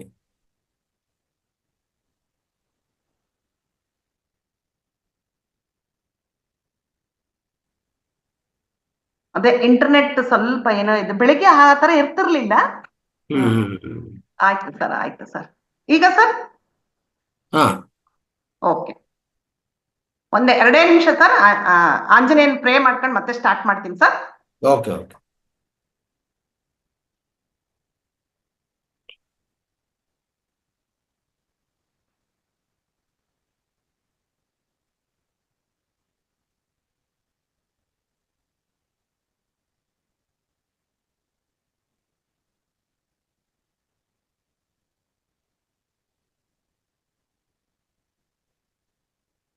okay sir. ನಂತರ ಬಾಬಾ ಹನುಮಂತನ ಹತ್ರ ಬರ್ತಾರೆ. ಅಂದ್ರೆ ಆ ಬೆಳಕು ಅವ್ರಿಗೇನ್ ಪೂರಾ ಆಕಾರ ಕಾಣ್ತಾರೆ. ಕೇಳಿಸ್ತಾ ಇದೆ ಸರ್ ಈಗ? ಕೆಲಸ. ಅವರು ಹತ್ರ ಬಂದು, ಇದೆಲ್ಲ ಈ ತರ ಜಗಳ ಆಗ್ತಾ ಇದೆ, ನಮಗೆ ಏನು ಮಾಡ್ಬೇಕಂತ ಗೊತ್ತಾಗ್ತಾ ಇಲ್ಲ. ಚಿತ್ತ ಅಂದ್ರೆ ಆ ಮಗು, ಯಾರ ಮಗು ಅದು? ಇಬ್ರು ತಾಯಂದ್ರಿದ್ದಾರೆ, ಯಾರು ನಿಜವಾದ ತಾಯಿ? ಎಲ್ಲವನ್ನು ಹೇಳ್ತಾರೆ. ಆಗ ಆ ಬಾಬಾ ಹೇಳ್ತಾರೆ, ಆ ಮಗುಗೆ ಏನ್ ಗೊತ್ತಾಗತ್ತೆ, ತುಂಬಾ ಸಂತೋಷದಲ್ಲಿರುತ್ತೆ ಆ ಮಗು. ಆದ್ರೆ ಇದೆಲ್ಲ ಅವಾಗ ಏನ್ ಮಾಡ್ತಾರೆ, ಆ ಮಗುನೇ ಕೇಳ್ರಿ ಅಂತ ಆಂಜನೇಯ ಹೇಳ್ತಾನೆ. ಚಿಕ್ಕ ಮಗುಗೆ ಏನ್ ಗೊತ್ತಾಗುತ್ತೆ, ಅದಕ್ಕೆ ಏನ್ ಜ್ಞಾನ ಇದೆ ಅಂತ ಅನ್ಕೊಂಡ ತಕ್ಷಣನೇ ಬಾಬಾಗೆ ತನ್ನ ತಪ್ಪಿನ ಅರಿವಾಗುತ್ತೆ.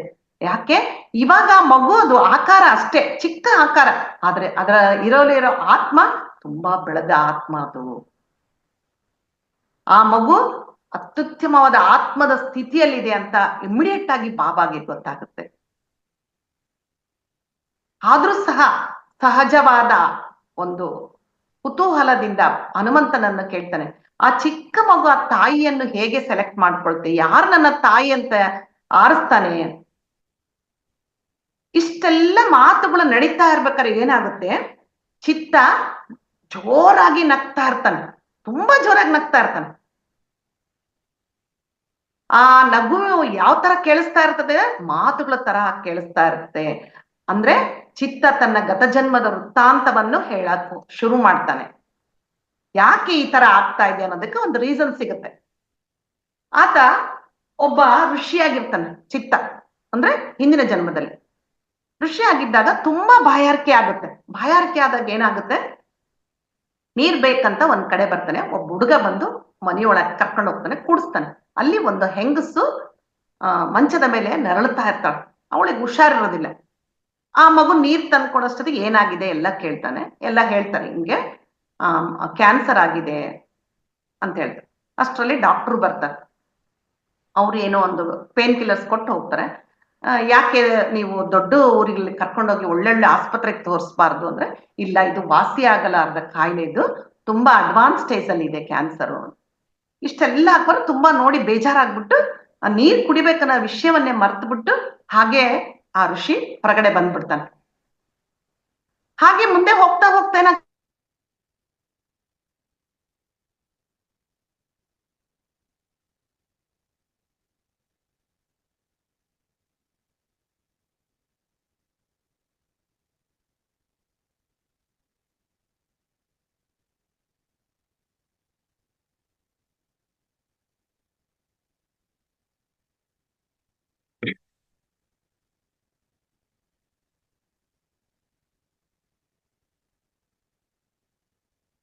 ಮೇಡಮ್ ಕಟ್ ಆಯ್ತು ಅದು.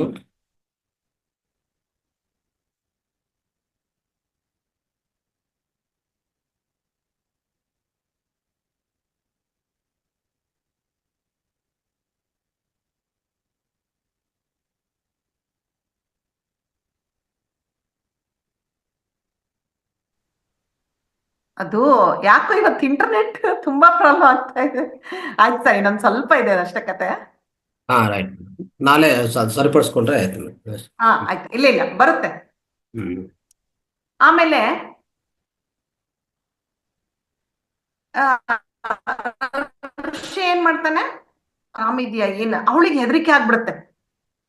ಇದೇನಪ್ಪ ಇದು, ದೊಡ್ಡ ಮಹಾನ್ ಭಾವರು ಇವರು ಏನೋ ಹೇಳ್ತಾ ಇದಾರೆ, ಮುಂದೆ ನನಗೆ ಏನಾದ್ರೂ ಈ ಕಾಯಿಲೆ ಬರ್ಬೋದಾ ಅಂತೇಳಿ ಅವಳಿಗೆ ಭಯ ಆಗ್ಬಿಡುತ್ತೆ. ಮತ್ತೆ ಅಷ್ಟೇ, ಆಮೇಲೆ ನೀವು ದಯವಿಟ್ಟು ಏನು ಮಾತಾಡ್ಬೇಡ್ರಿ, ಸುಮ್ನೆ ಇದ್ಬಿಡ್ರಿ, ನೀವ್ ಏನಾದ್ರೂ ಮಾತಾಡಿದ್ರೆ ನಂಗೆ ತುಂಬಾ ಹೆದರಿಕೆ ಆಗುತ್ತೆ ಅಂತ ಹೇಳಿ ನಮಸ್ಕಾರ ಮಾಡ್ತಾರೆ. ಹೀಗೆ ಋಷಿಗೆ ಏನು ಅರ್ಥ ಆಗಲ್ಲ, ಮುಂದೆ ಹೋಗ್ತಾ ಇರ್ತಾನೆ, ಒಂದು ಮರದ ಕೆಳಗೆ ವಿಶ್ರಾಂತಿ ತಗೊಂತಾನೆ. ಆತನಿಗೆ ಆಶ್ಚರ್ಯ, ಏನ್ ನಡೀತಾ ಇದೆ ಅಂತಾನೆ ಅರ್ಥ ಆಗೋದಿಲ್ಲ. ಆಗ ಆತನ ಆತ್ಮ ಹೊರಗಡೆ ಬರುತ್ತೆ. ಹೊರಗಡೆ ಬಂದು, ಇಲ್ಲಿ ಮುಂದೆ ನಿನಗೆ 2 ಟನಲ್ಸ್ ಕಾಣ್ತವಲ್ಲ, ಒಂದು ಕೆಂಪು ಬಣ್ಣದಲ್ಲಿದೆ, ಒಂದು ಹಸಿರು ಬಣ್ಣದಲ್ಲಿದೆ. ನೀನು ಕೆಂಪು ಬಣ್ಣದ ಗುಹೆಯಲ್ಲಿ ಹೋದ್ರೆ ಅಲ್ಲಿ ಕ್ಯಾನ್ಸರ್ನಿಂದ ನರಳ್ತಾ ಇರೋ ಸ್ತ್ರೀಯನ್ನು ನೋಡ್ತೀಯಾ, ಅದೇ ಒಂದು ವಾಸ್ತವ. ಆದ್ರೆ ಹಸಿರು ಬಣ್ಣದ ಗುಹೆಯಲ್ಲಿ ಹೋದ್ರೆ ಆರೋಗ್ಯವಾಗಿರುವ ಆ ಮಹಿಳೆಯನ್ನು ನೋಡ್ತೀಯಾ, ಅದು ವಾಸ್ತವವಾಗುತ್ತೆ. ನೀನು ಯಾವ್ದು ಸೆಲೆಕ್ಟ್ ಮಾಡ್ಕೋಬೇಕಾರೆ ಸರಿ ಅಂತೇಳಿ 2 ಟನಲ್ ನಂಗೆ ಹೋಗಿ ಬರ್ತಾನ ಅವನು. ಮತ್ತೆ ಆ 2 ಟನಲ್ಗಳಲ್ಲಿ, ಅಂದ್ರೆ 2 ಏನವನಿಗೆ ಘಟನೆಗಳನ್ನು ನೋಡಿದ್ನೋ 2 ನೆನಪಿನಲ್ಲಿದೆ. ಆಗ ಆತನಿಗೆ ಜ್ಞಾನೋದಯ ಆಗುತ್ತೆ. ಋಷಿಗೆ ಏನು ಇದೆಲ್ಲ ಮಾಯೆ, ಒಂದು ನೋವಿನ ಮಾಯೆ. ಯಾವುದು? ಆ ಕ್ಯಾನ್ಸರ್ನಿಂದ ನರಳುತ್ತಾ ಇರಲು ನೋವಿನ ಮಾಯೆ. ಆನಂದವಾಗಿರೋ ಹೆಂಗಸು ಆನಂದದ ಮಾಯೆ. ಇವೆರಡು ಮಾಯೆ ಅಲ್ಲ, ಯಾವುದು ಬೇಡ ಮಾಯೆ. ಈ 2 ಮಾಯೆಗಳಿಂದ ಆಚೆ ಬರಬೇಕು, ಈ ಜನನ ಮರಣ ಚಕ್ರಗಳಿಂದ ಆಚೆ ಬರಬೇಕು ನಾನು ಅಂತ ಒಂದು ಗಟ್ಟಿಯಾದ ನಿರ್ಣಯ ತಗೊಂತಾನೆ. ಯಾವಾಗ ಋಷಿ ಇಂತಹ ನಿರ್ಣಯ ತಗೊಳ್ತಾನೋ, ಆ 2 ಟನಲ್ಸ್ ಮಾಯಾಗಿ ಋಷಿಗೆ ಒಂದು ಅಶರೀರವಾಣಿ ಕೇಳಿಸ್ತೆ. ಅಲ್ಲಿ ಆಂಜನೇಯನ ದರ್ಶನ ಆಗುತ್ತೆ. ಆತನಿಗೆ ಋಷಿ ನಮಸ್ಕಾರ ಮಾಡ್ತಾನೆ. ಆಗ ಮತ್ತೆ ಕೇಳ್ತಾನೆ, ದೇವಾ ನನಗೆ ಮುಕ್ತಿಯನ್ನು ಪ್ರಸಾದ ಮಾಡು ಅಂತ ಕೇಳಿದಾಗ, ಅವಾಗ ಯಾವ ತರ ಮುಕ್ತಿ ಅಂದ್ರೆ, 2 ಬೇಡ ನನ್ಗೆ, ಈ ನೋವಿನ ಮಾಯೇನೂ ಬೇಡ, ಆನಂದದ ಮಾಯೇನೂ ಬೇಡ ನನಗೆ. ಅವಾಗ ಹನುಮಂತ ಋಷಿಗೆ ನಗುತ್ತಾ ಕೈ ಕೊಡ್ತಾನೆ. ಮತ್ತೆ ನೀನು ಚಿತ್ತನಾಗಿ ಮುಂದಿನ ಜನ್ಮದಲ್ಲಿ ಜನಿಸು, ಆಗ ನಿನ್ ಕನ್ಫ್ಯೂಷನ್ ಎಲ್ಲ ಹೋಗುತ್ತೆ ಅಂತ ಹೇಳ್ತಾನೆ.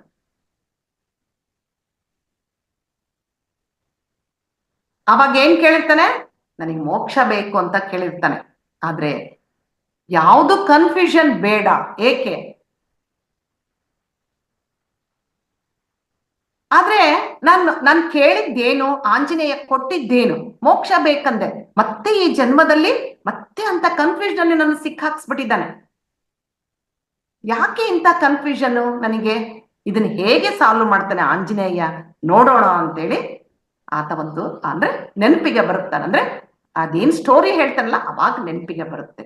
ಮತ್ತೆ ಮುಂದೆ ಆಂಜನೇಯ ಆ ಒಂದು ಸಮಸ್ಯೆಯನ್ನು ಹೇಗೆ ಪರಿಹಾರ ಮಾಡ್ತಾನೆ, ಚಿತ್ತ ಯಾರನ್ನನ್ನು ಆರಿಸ್ಕೊಳ್ತಾನೆ ಅಂತೇಳಿ ಮುಂದಿನ ಅಧ್ಯಾಯದಲ್ಲಿ, ಅಂದ್ರೆ ನಾಳೆ ನೋಡೋಣ.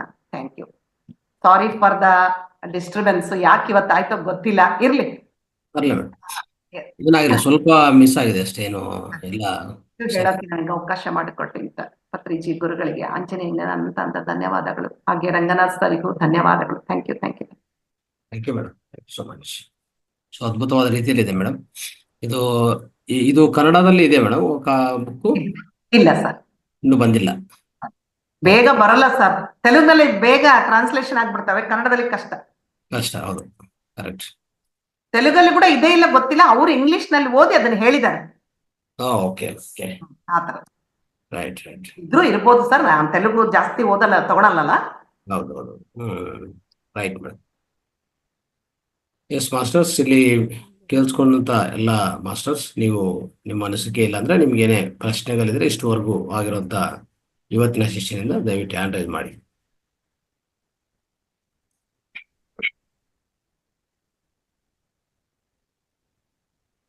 ಏನು ಅರ್ಥ ಆಗಿದೆಯೋ ಅದು ಅನಿಸಿಕೆಯಲ್ಲಿ. ಹೇಮಾ ಮೇಡಮ್ ಮಾತಾಡಿ. ನಮಸ್ತೆ ಗುರುಜಿ. ನಮಸ್ತೆ.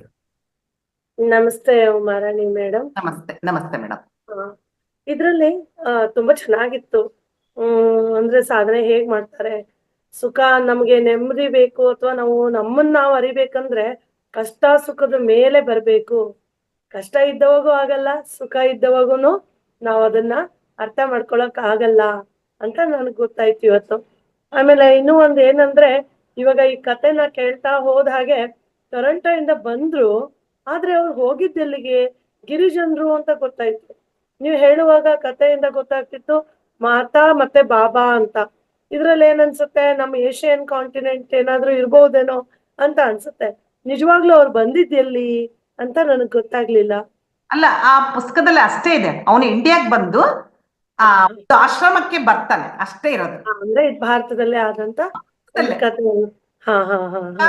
ಗಿರಿಜನರ ಸಮೂಹ ಆಶ್ರಮಗಳೆಲ್ಲ ಇರ್ತಾವಲ್ಲ, ಅವನು ಒಂದು ಪರ್ಟಿಕ್ಯುಲರ್ ಪ್ಲೇಸಿಗೆ ಬರ್ತಾನೆ. ಅವನು ಸುಮ್ಮನೆ ಬರ್ತಾನೆ ಹಾಗೆ. ಆದ್ರೆ ಅವನ್ ಬಂದ ಮೇಲೆ ಅದೆಲ್ಲ ನೋಡಿದ ಮೇಲೆ ಅವನಿಗೆ ನಾನ್ ಕರೆಕ್ಟ್ ಪ್ಲೇಸಿಗೆ ಬಂದಿದ್ದೀನಿ ಅಂತ ಅರಿವಾಗುತ್ತೆ ಅವನಿಗೆ. ಹಾ ಹಾ ಹಾ. ಅಂದ್ರೆ ಅಂತರಾಳದಿಂದ ಅದು ಬಂದಿರುತ್ತೆ. ಅಂದ್ರೆ ಆತ್ಮದಿಂದ ಅವನಿಗೆ ಗೊತ್ತಾಗುತ್ತೆ ತಾನು ಎಲ್ಲಿ ಹೋಗ್ಬೇಕು, ತನ್ನ ಸಾಧನೆ ಏನು ಅನ್ನೋದನ್ನ ಅವನಿಗೆ ಗೊತ್ತಾಗುತ್ತೆ. ಆಮೇಲೆ ಬಾಬಾ ಅವ್ರ ಬಗ್ಗೆ ಹೇಳಿದ್ರಿ, ಮಾತಾ ಅವ್ರ ಬಗ್ಗೆ, ಗಿರಿಜನರ ಬಗ್ಗೆ. ಆ ಅಕ್ಷರಗಳೆಲ್ಲ ಅದು ಡಿಕೋಡ್ ಹೇಗ್ ಮಾಡ್ತಾರೆ, ಎಷ್ಟು ವರ್ಷಕ್ಕೊಂದ್ಸರಿ ಕಾಣಿಸ್ಕೊಳ್ತಾರೆ ಹನುಮಂತ, ಮತ್ತೆ ಅವರನ್ನ ಯಾವ ರೀತಿ ಮಾರ್ಗದರ್ಶನ ಮಾಡ್ತಾರೆ ಅನ್ನೋದನ್ನ ಹೇಳಿದ್ರಿ. ಆಮೇಲೆ ಮೇಲೆ ಹತ್ತುವಾಗ ಅವರು ಬೆಟ್ಟ ಅದೆಲ್ಲ ಕಣ್ಣು ಮುಂದೆ ಹಾಗೆ ಬರ್ತಿತ್ತು. ಆಮೇಲೆ ಹಗ್ಗದ ಬದಲು ಹಗ್ಗ ಹಿಡ್ದವಾಗ ಯಾವ ತರ ರಫ್ನೆಸ್, ಆಮೇಲೆ ಈ ಬಾಲನ್ ಹಿಡ್ದವಾಗ ಅವ್ರಿಗೆ ಆಗುವಂತ ಸೂಕ್ಷ್ಮತೆ ಎಲ್ಲ ಒಂಥರ ಮೈ ರೋಮಾಂಚನ ಆಗುವಂತ ಒಂದು ವಿಧಾನ. ಮುಂದೆ ಅವ್ರಿಗೆ ಯಾವ ತರ ಕಂಡ್ರು ಅನ್ನೋದನ್ನೆಲ್ಲ ಇನ್ನ ಕೇಳ್ಬೇಕಾಗಿದೆ. ಮತ್ತೆ ಸುಚೇತ ವಿಚೇತ ಆ ಮಗು ಬಗ್ಗೆ ಹೇಳಿದ್ರಿ ನೀವು, ಚಿತ್ತ. ಆ ಚಿತ್ತನ್ ಬಗ್ಗೆ ನೀವು ಹೇಳುವಾಗ ನಾವು ಯೂಶಲಿ ನಾವು ಮಕ್ಕಳು ಅನ್ಕೊಂಡು ವ್ಯವಹರಿಸ್ತಾ ಇರ್ತೀವಿ. ನಾವು ಮಕ್ಕಳು ಅನ್ಕೊಂಡೂನು ತಪ್ಪು ಮಾಡ್ಬಾರ್ದು. ಅಂದ್ರೆ ಅವರು ಅದೇ ಅಲ್ವಾ ಆತ್ಮತತ್ವದಲ್ಲೇ ಇರೋ ಅಂತವ್ರು. ಅವರನ್ನು ಕೂಡ ನಾವು ಯಾವ ರೀತಿ ನೋಡ್ಬೇಕು ಅನ್ನೋದನ್ನು ನಾನು ಇವತ್ತು ತಿಳ್ಕೊಂಡೆ. ಆಮೇಲೆ ಆ ಚಿತ್ತ ಅವನಿಗೆ ಮುಂದೆ ಏನಾಗುತ್ತೆ ಇನ್ನು ಮುಂದೆ ತಿಳ್ಕೊಳ್ಬೇಕು. Thank you madam. ಚೆನ್ನಾಗಿದೆ ಮೇಡಮ್. ಮುಂದೆ ಮುಂದೆ ಹೋದಾಗೆಲ್ಲ ಎಲ್ಲಾ ವಿಷಯದ ಬಗ್ಗೆ ಆಂಜನೇಯ ಹೇಗೆ ಜ್ಞಾನ ಕೊಡ್ತಾನೆ ಅಂತೇಳಿ ಇದು ಇಂಟ್ರೊಡಕ್ಷನ್ ಅಷ್ಟೇ. ಹೇಗ್ ಬಂದ್ರು, ಯಾರಿಂದ ಈ ತರ ಆಯ್ತು, ಹೇಗ್ ಬಂದ್ರು, ಹೇಗ್ ಕಾಣಿಸ್ತಾನೆ. ಆದ್ರೆ ತುಂಬಾ ಚೆನ್ನಾಗಿ ನಿಧಾನವಾಗಿ ಅರ್ಥ ಆಗೋ ತರ ಆ ಕತೆ ಚಿತ್ರಗಳು ಮೂಡೋ ತರ ಸಮಚಿತ್ತರಾಗಿ ಹೇಳ್ತೀರಾ. ತುಂಬಾನೇ ಅದ್ಭುತವಾಗಿ ಹೇಳಿದ್ರಿ. Thank you. ಆಂಜನೇಯ ನೋಡಿಸ್ತಾ ಇದ್ದ ನಮಗೂ ಅದೇ ಒಂದು ಫೀಲಿಂಗ್ ಬರ್ತಾ ಹೋಗುತ್ತೆ. Really very nice. Thank you madam. ನಮಸ್ತೆ. ನಡುವೆ ಸಾರಿ. ಇಲ್ಲ, ಸಾರಿ ಹೇಳೋ ಅವಶ್ಯಕತೆ ಇಲ್ಲ. ನಾವು ನಿಮ್ಗೆ ಗ್ರೇಟ್ಫುಲ್ ಆಗಿರ್ಬೇಕು. ಇಂತ ಒಂದ್ ಕಥೆಯನ್ನ ನಮ್ಗೆ ನಡೆದಿದ್ದ ಘಟನೆಯನ್ನ ಹೇಳ್ತಿದ್ದೀರಾ, ತುಂಬಾ ಒಳ್ಳೇದು. Thank you madam. ಎಲ್ಲೂ ಒಂದು ದಿವಸ ಮಿಸ್ ಮಾಡದೆ ಕೇಳ್ಬೇಕು, ಅಟೆಂಡ್ ಆಗ್ಬೇಕು, ಭಕ್ತಿಯಿಂದ ಕುತ್ಕೋಬೇಕು. ಜ್ಞಾನ ಅಯ್ಯೋ ಏನೋ ಹೇಳ್ತಾರೆ ಕತೆ ಇರ್ಬೋದು ಹಾಗೆ ಈಗ ಅನ್ಕೊಳೋ ವಿಚಾರ ಇಲ್ಲದೆ ಹೇಳುವಾಗ ಕಣ್ಮುಂದೆ ತಂದ್ಕೋಬೇಕು ನಾವ್ ಅದನ್ನ. ಮಾಡ್ಕೊಂಡಾಗ ಇನ್ನೂ ಎಫೆಕ್ಟ್ ಜಾಸ್ತಿ ಇರುತ್ತೆ. ಹೌದು, ಹೇಳೋರು ಕೇಳೋರು ಒಂದಾದವಾಗನೇ ಅದು ಕರೆಕ್ಟ್ ಆಗಿ ಮೆಸೇಜಸ್ ಪಾಸ್ ಆಗುತ್ತೆ. Thank you madam. Nagaratna madam ಮಾತಾಡಿ.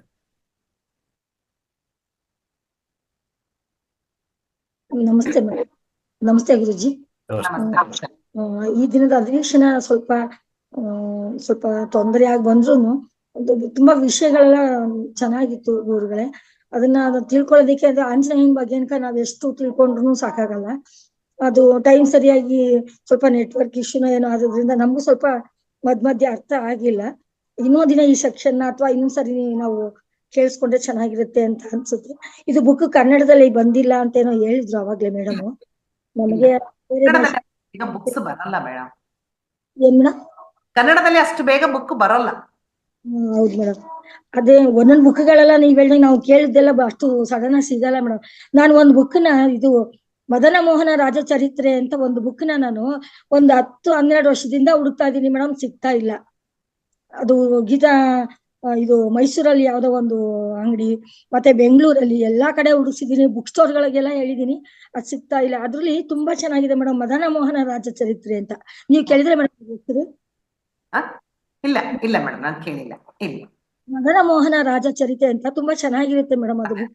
ಹ್ಮ್. ನಾನು 2 ಸರಿ ಓದಿದ್ದೆ. ನೆಕ್ಸ್ಟ್ ಅದು ಇನ್ನೊಂದ್ಸರಿ ಓದೋಷ್ಟ್ರಲ್ಲಿ ಆಗ್ಲೇ ಹಳೆ ಬುಕ್ ಜೊತೆ ಎಲ್ಲ ಸೇರಿಸ್ಬಿಟ್ಟು ಎಲ್ಲೋ ಕೊಟ್ಬಿಟ್ಟಿದ್ದಾರೆ ನಮ್ಮ ಮನೆಯಲ್ಲಿ ಯಾರೋ ಅದು. ಯಾವ್ದು ನಿಮ್ಗೆ ಅರ್ಥ ಆಗಿಲ್ಲ ಮೇಡಮ್? ಇವತ್ತು ಏನ್ ಕೇಳಿಸಿಲ್ಲ, ನಮ್ಗೆ ಗೊತ್ತಾಗಲ್ಲ, ಇಲ್ಲಿ ಹೋಗಿದ್ದು ಜಲ್ದಿ ಗೊತ್ತಾಗ್ಲಿಲ್ಲ. ಹೌದು ಆ ತರ ಆಗಿದೆ ಮೇಡಮ್. ನಿಮ್ಗೆಲ್ಲಾದ್ರೂ ಬುಕ್ ಗೊತ್ತಿದ್ರೆ ಏನಾದ್ರು ಮಾಡಿ ಅದನ್ನ ಸಂಕಲನ ಮಾಡ್ಕೊಳ್ಳಿ ಮೇಡಮ್, ತುಂಬಾ ಚೆನ್ನಾಗಿದೆ. ಓಕೆ. ಅದು ಒಳ್ಳೆ ಒಂದು ರಾಜ್ಕುಮಾರನಿಗೆ ಜ್ಞಾನೋದಯ ಮಾಡ್ಸೋದಿಕ್ಕೆ ಒಬ್ಬ ಮಂತ್ರಿ ಮಗಳು ತುಂಬಾ ಚೆನ್ನಾಗಿ ಕಥೆ ಹೇಳಿ, ದಿನ ಬೆಳಗಾಗುವಷ್ಟರಲ್ಲಿ ಒಂದೊಂದು ಕಥೆ ಹೇಳಿ ಕೇಳಿ ಅವನಿಗೆ ಜ್ಞಾನೋದಯ ತರಿಸ್ತಾಳೆ. ಆ ಕಥೆ ತುಂಬಾ ಓದಿದೀನಿ, ಬಟ್ ಅದು ಇನ್ನೂ ಸ್ವಲ್ಪ ಓದ್ಬೇಕು ಅಂದ್ರೆ ನನಗೆ ಬುಕ್ ಸಿಗ್ತಾ ಇಲ್ಲ, ಅದಕ್ಕೆ ಕೇಳ್ತಾ ಇದೀನಿ ಮೇಡಮ್ ಅಷ್ಟೇನೆ. ನೋಡ್ತೀನಿ, ನೋಡ್ತೀನಿ. ನಮ್ ಕಥೆ ಇನ್ನ ಒಂದ್ಸರಿ ಕೇಳ್ಬೇಕು ನಾವು, ಯೂಟ್ಯೂಬ್ ಅಲ್ಲಿ ಒಂದ್ಸರಿ ಟ್ರೈ ಮಾಡೋಣ. ನಮಸ್ತೆ ಮೇಡಮ್. ನಮಸ್ತೆ. ಮೇಡಮ್ ಮಾತಾಡಿ. ನಮಸ್ತೆ. ರಂಗನಾಥ ಅಣ್ಣ ಅವರಿಗೆ, ಉಮಾಶ್ರೀ ಅವರಿಗೆ, ನಿಮಗೆ ಅನಂತ ಕೋಟಿ ಕೋಟಿ ಆತ್ಮ ಬಂಧುಗಳಿಗೆ ನನ್ನ ಪ್ರಣಾಮಗಳು ಮೇಡಮ್.